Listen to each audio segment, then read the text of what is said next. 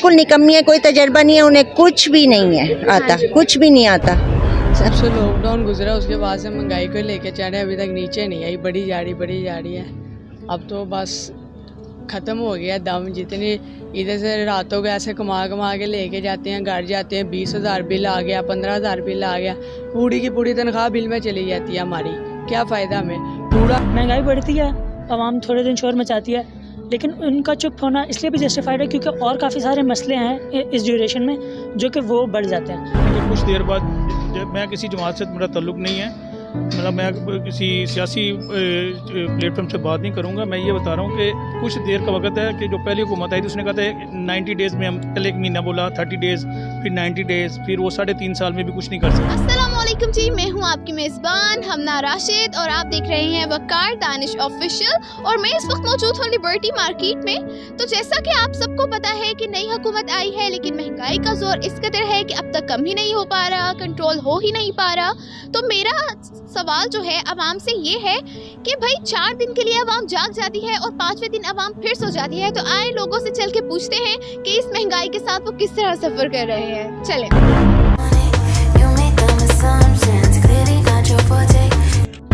Aunty कैसी हैं आप? बिल्कुल ठीक ठाक अल्हम्दुलिल्लाह। आंटी आज का सवाल मेरा ये है कि सबसे पहले बताएं आप किसकी सपोर्टर हैं? देखा जाए तो पीटीआई बेस्ट है वैसे।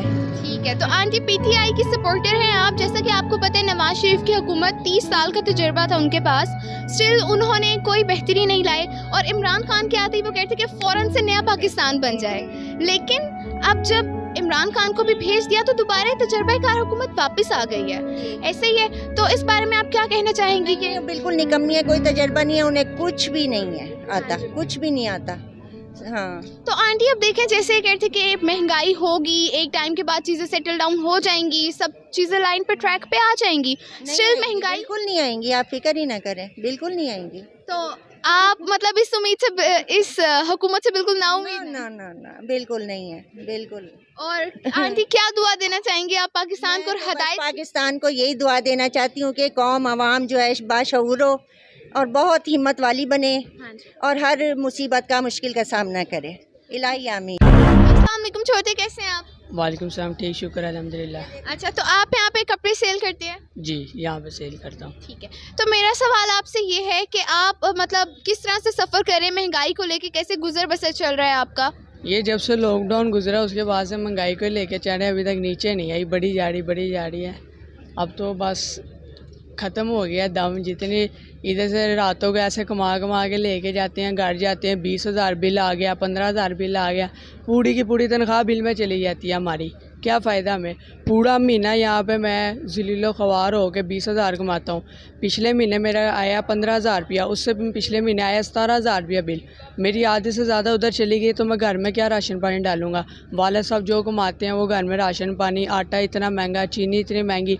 जो चीज़ हम पहले राशन 7-8 हज़ार का डालते थे, आज वो 13,000 रुपये का पहुँच गया। और उसमें चीज़ भी कम हो गया है।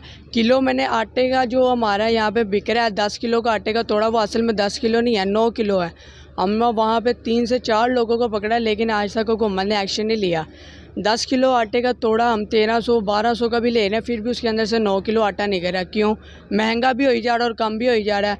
पेट्रोल पंप पे चले जाओ, कोई पेट्रोल पंप वाले ने मीटर ऐसा लगाया हुआ है जी 2 लीटर पेट्रोल डालना है तो 1.5 लीटर डाल रहा है, 2 लीटर के पैसे ले रहा है। हमारे में गुर्बत और ऐसी, अब वो कुरान के फैसले हैं, लोग एक दूसरे को नोच खा जाएंगे, उन्हें पता नहीं चलेगा मैंने इससे क्यों खाया। हमारे हुक्मरानों को मेरी ख्वाहिश है कि ये सुधर जाए, नेक इंसान बन जाए। जो कुरान कह रहा है कि हमने नेक लोग भी दुनिया में उतारे, शायद ये निकल आए।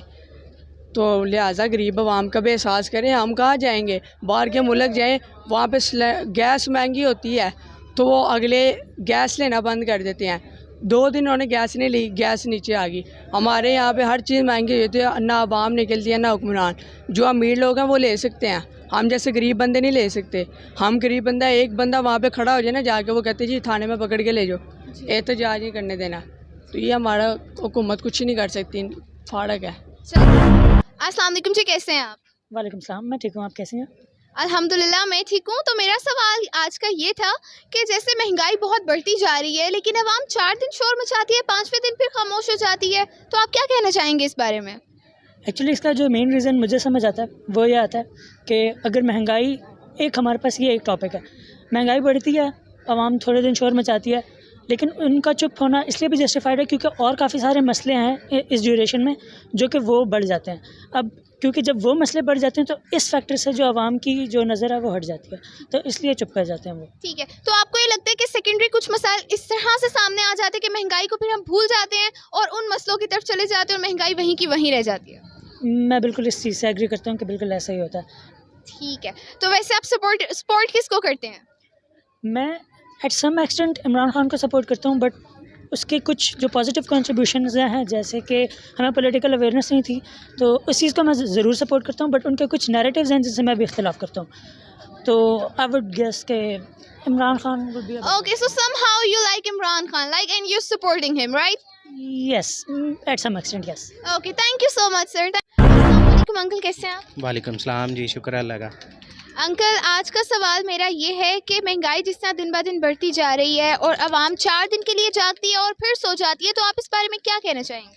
मैं इस बारे में यही कहूँगा कि आवाम के पास इतनी फाइनेंशियल पावर ही नहीं रही कि वो एहतजाज कर सके। उन्हें जब घर से निकलना पड़ेगा तो घर का जो खर्चा है वो कौन, जो उस दिन का खाना है वो कहाँ से पूरा होगा, तो ये वजह है सारी। ठीक है, तो अंकल अस्सलाम वालेकुम अंकल, कैसे हैं आप? अल्लाह का शुक्र, ठीक ठाक। अंकल, जैसा कि आप जानते हैं कि नई हुकूमत आई है और कह रहे थे कि कुछ टाइम के बाद चीज़ें जब सेटल डाउन हो जाएंगी, महंगाई एक दफ़ा होगी लेकिन कुछ टाइम तक बेहतरी आ जाएगी, तो आप बताएं कि आप किस तरह से इस महंगाई के साथ सफ़र कर रहे हैं? बेटा, सफ़र मैं नहीं, पूरा पाकिस्तान कर रहा है, लेकिन ये आप कहें कि कुछ देर बाद, मैं किसी जमात से मेरा ताल्लुक़ नहीं है, मतलब मैं किसी सियासी प्लेटफॉर्म से बात नहीं करूंगा। मैं ये बता रहा हूँ कि कुछ देर का वक्त है कि जो पहली हुकूमत आई थी उसने कहा था 90 डेज़ में, हम पहले 1 महीना बोला, 30 डेज़, फिर 90 डेज़, फिर वो 3.5 साल में भी कुछ नहीं कर सके। इनको अभी 4 महीने हुए हैं, ठीक है ना, वक्त लगेगा। जो सिस्टम ख़राब हुआ है उसको ठीक करते हुए अभी 3.5 साल तो नहीं लगेंगे, उम्मीद है कि साल तक बेहतर हो जाएगा, कोई भी हुकूमत आए। देखते हैं कि गरीब आवाम किस तरह से महंगाई के साथ सफ़र कर रही है।